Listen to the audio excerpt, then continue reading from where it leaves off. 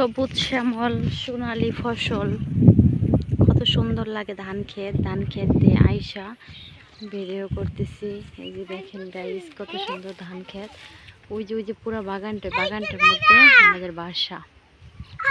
এটা শিবচর।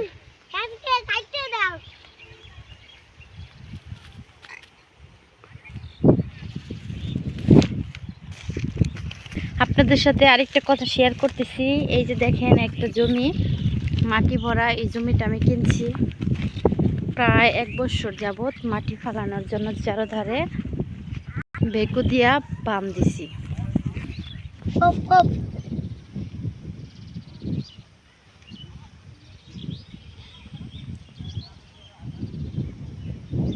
ধানের পাশে পাট বুনছি।